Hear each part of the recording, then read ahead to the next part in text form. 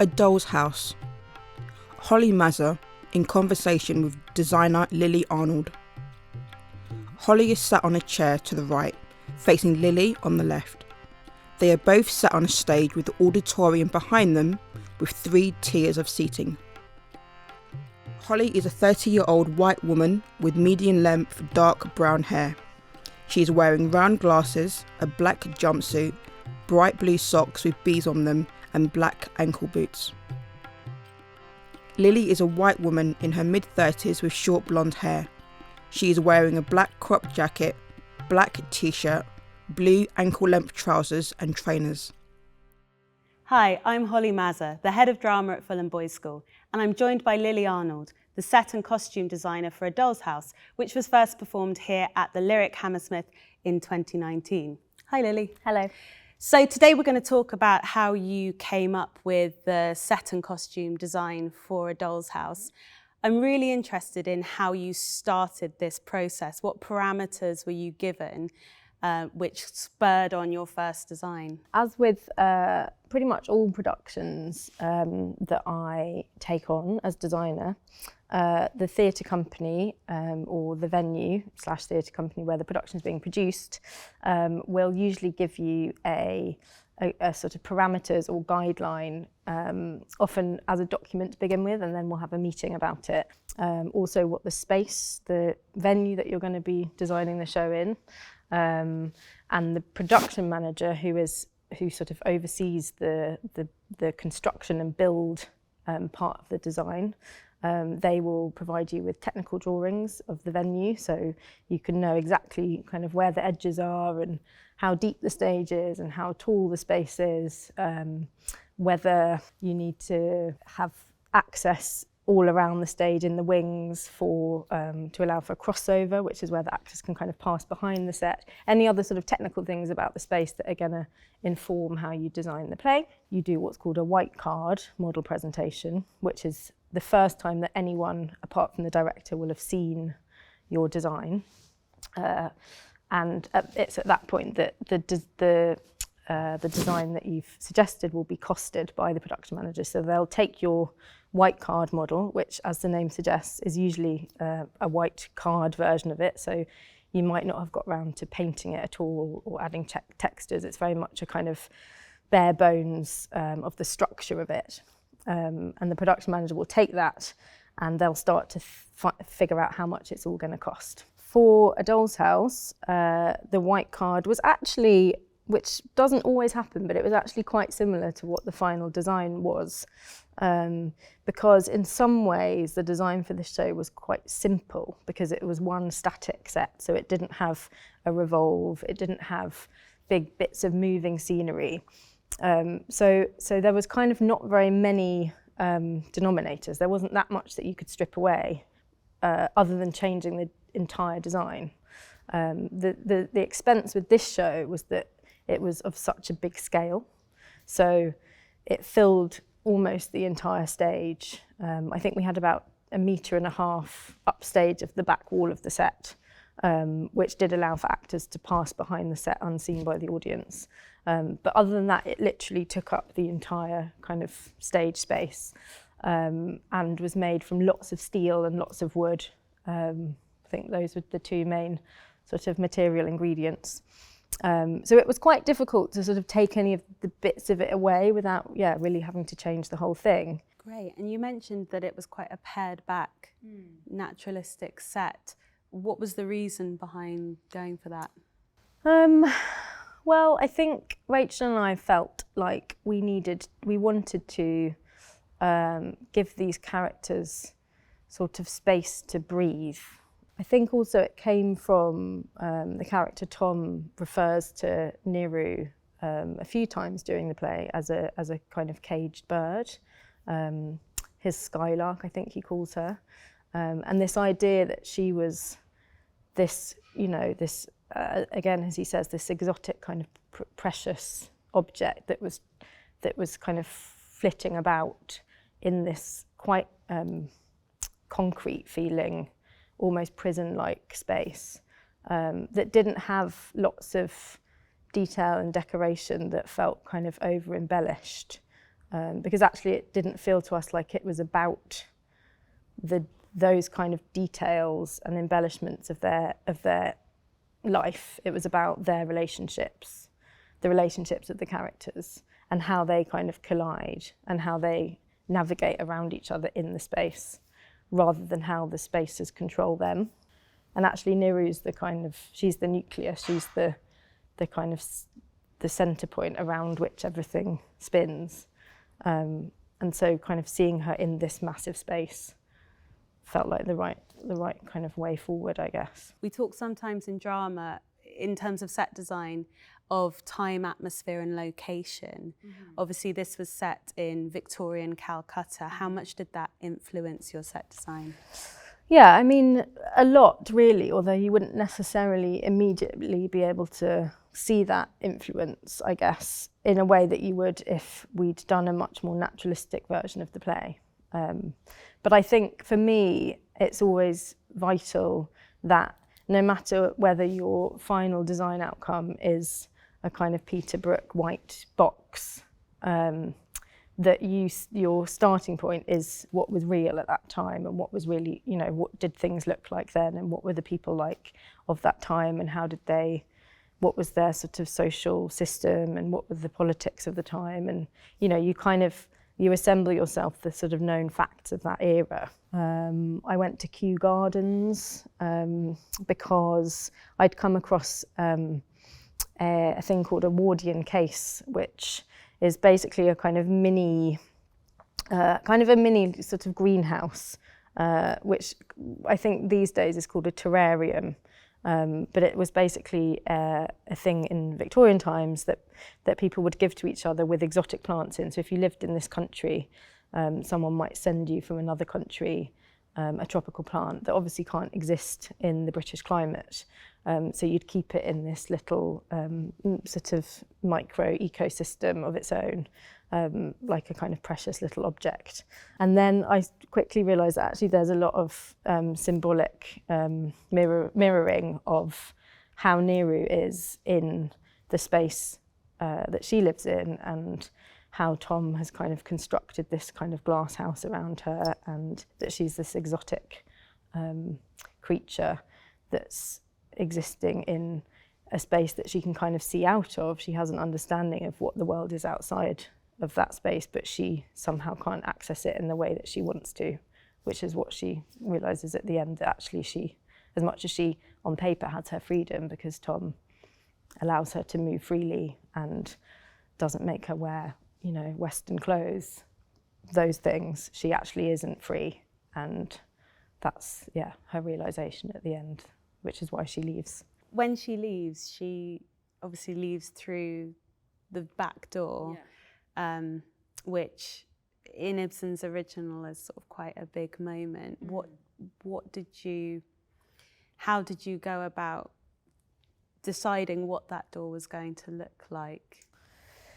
Yeah, I mean, it was quite tricky actually, because I can't pinpoint exactly why this is, but I'd felt like that the door that she leaves at the end has to have been unbreached throughout the rest of the story. And also it felt like it needed to be visible and quite central. That's probably also my leaning always towards symmetry, and there's something in that and the power of this kind of portal to the kind of world beyond.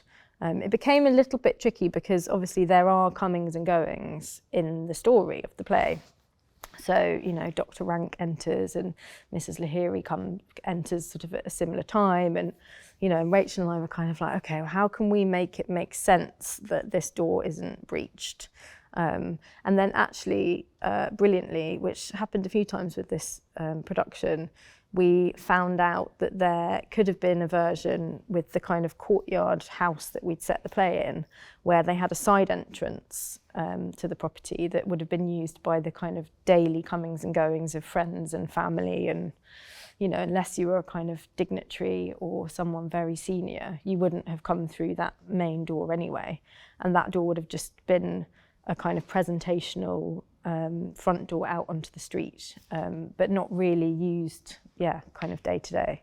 So suddenly that was like, okay, brilliant. That really helps because it fits in with the rest of the jigsaw that we're trying to put together. And it means that when Neru leaves at the end, she's not only kind of breaching that closed door, kind of moving through that sort of portal, but she's also presenting herself to the world. If we imagine that door literally opens directly onto a street outside, but there's this really kind of both ornate but also heavy obstacle of the door that's preventing her from that kind of free passage. It's kind of like Tom, I guess, a bit, the door. If the tree in the design is sort of Neru and their marriage, then the door is kind of symbolic of Tom sort of standing in front of her, not permitting her to pass.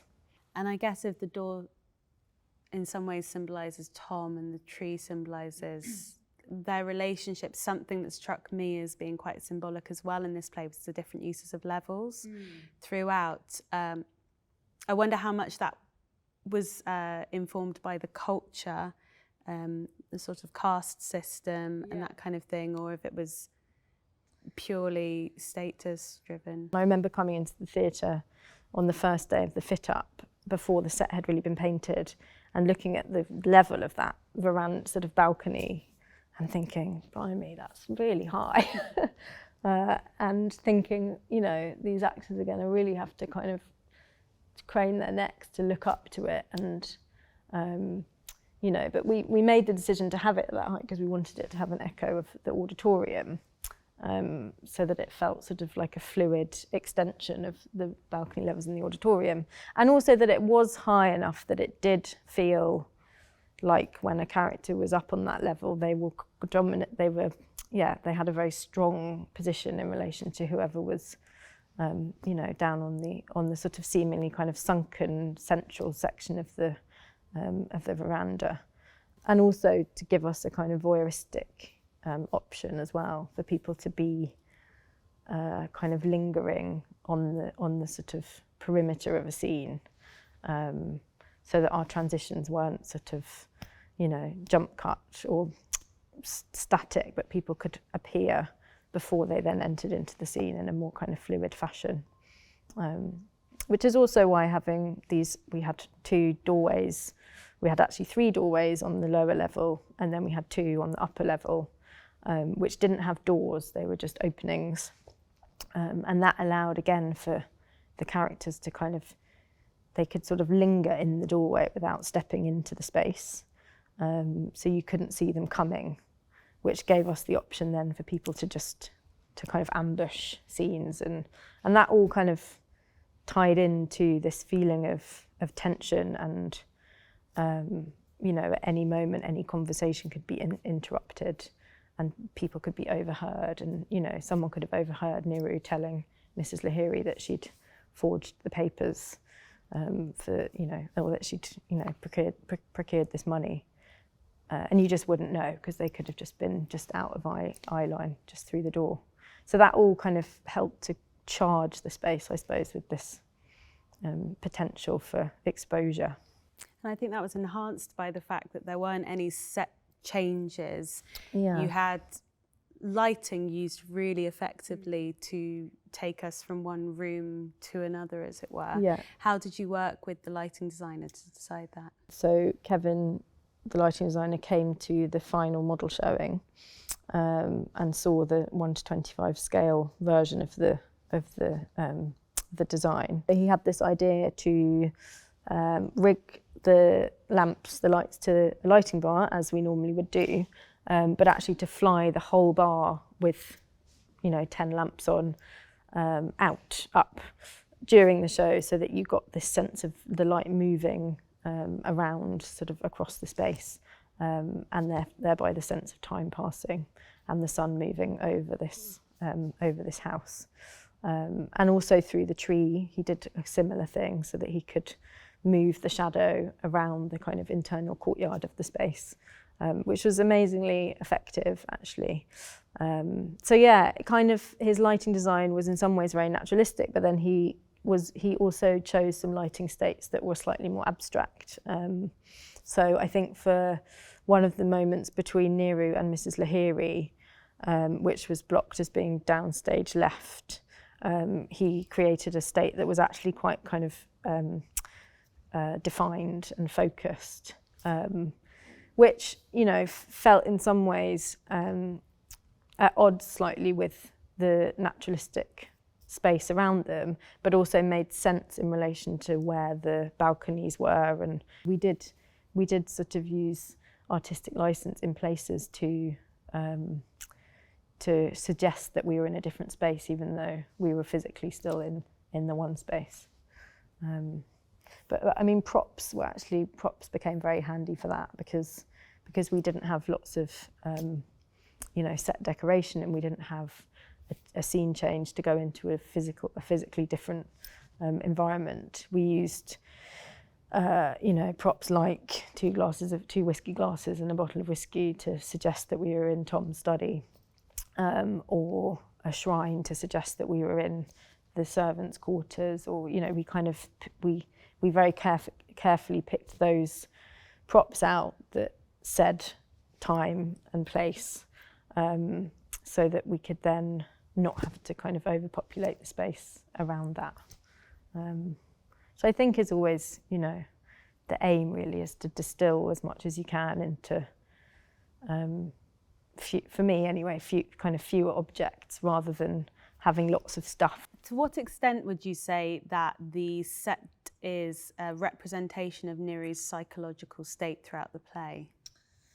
Yeah, I mean, I think, as I said before, with this play specifically, it's all about that. I mean, that is what the story is about, is her transgression.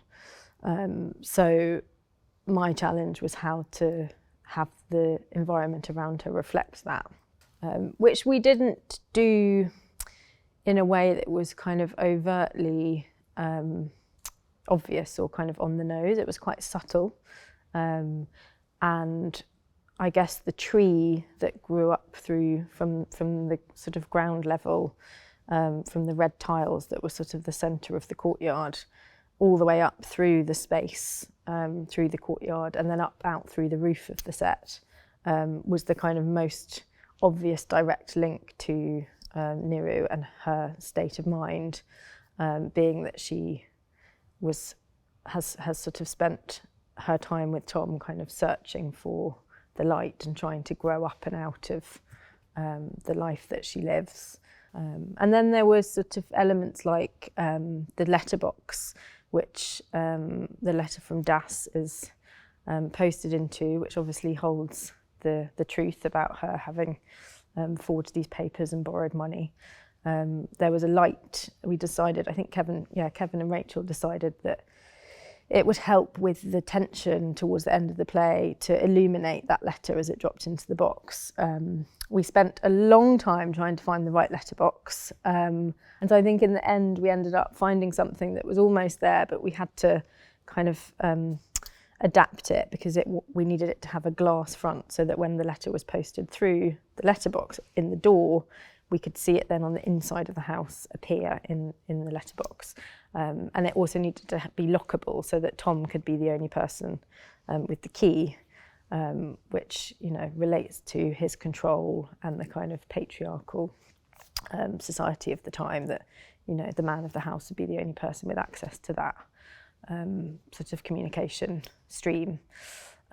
So yeah, but that light became also part of, I guess, a reflection of her state of mind, that she, as soon as that letter lands, that light goes on and she turns into this very different, very kind of charged being, until it's taken out of that box and the sort of going out of the light is Tom reading it, and then we move into a different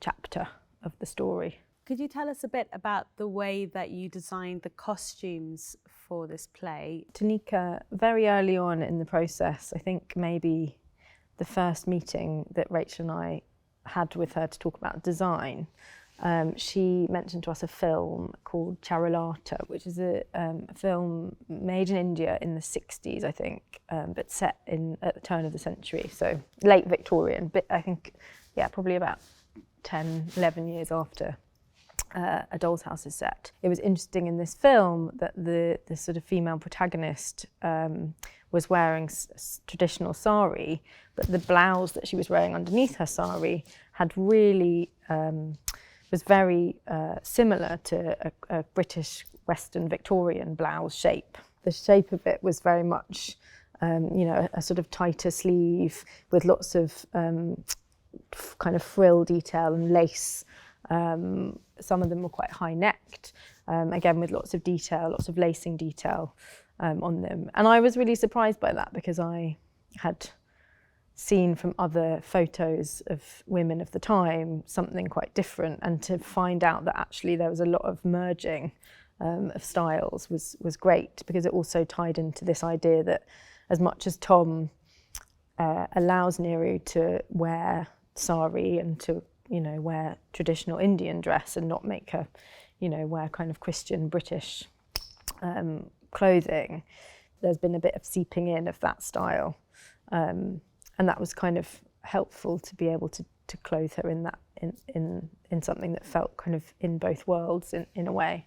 Were there different ways of tying the saris? Yeah, lots, many, and again dependent on exactly what region you were from, and then also dependent on what social status you were. So the lady of the house would tie her sari differently to a servant. We used a technique that sort of went around the waist and then over the shoulder, so it left a kind of quite a long strip of fabric that was kind of loose.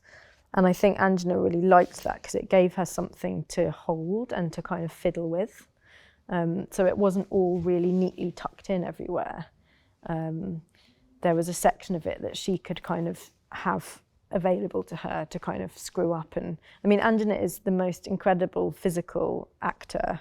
Like, she's always moving, her toes are always tapping and her eyes are always moving, and the same with her hands. Like, she's always acting with everything.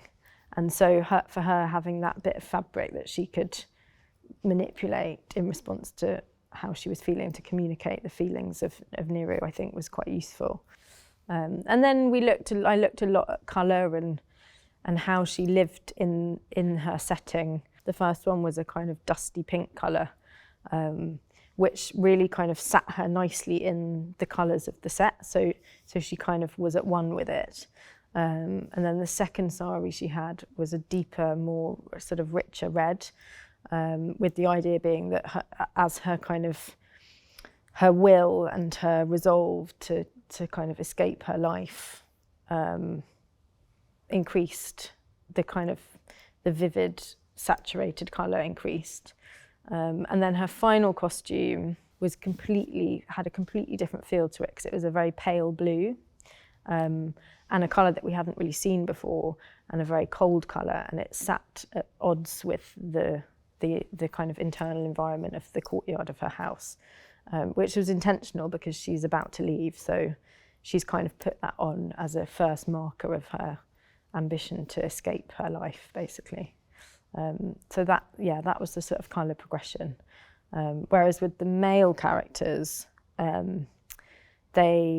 Rank and Tom, both very much conformed to the dress of the time of a British colonial, male of their kind of standing. So they were in off-whites, because I did want to create a bit of a feel like, they're obviously living in this hot country. They're not so wealthy that they can have their clothes laundered all the time. A bit of a feeling that it's hot and it's uncomfortable and they're kind of trussed up, and that's not how they really want to be, but they're also unable to kind of break away from how they should be. They don't have that kind of sense of freedom. Accessories and hair and makeup, how much did that tie in with the costume design? For Anjana playing Neeru, I think she had 4 or 5 different looks with her hair. So we started with it being neater, and by the end it was a much more relaxed kind of down look. And then we also fed in, some research that I'd done of ways in which women of her kind of status and place in society would have worn their hair in relation to the servants, or in relation to Mrs. Lahiri, who's a widow, so she wouldn't have necessarily had loads of embellishments. And then the same with the men. That came slightly more from research and, looking up all the different varieties of Victorian beard styles, but then also feeding in what the climate was like. And, it's likely that they wouldn't have had massive, heavy beards because it was just too hot. And then, so you're kind of feeding in historical context, and then you're also feeding in character context. So as much as Tom might have had a big beard and very well kept hair, his character doesn't necessarily befit that. So we went for a kind of slightly longer hair for him, that suggests that he, does look after himself, like he's not completely wild, but also he doesn't come across as a very kind of slick back, buttoned up person. He's kind of somewhere in between.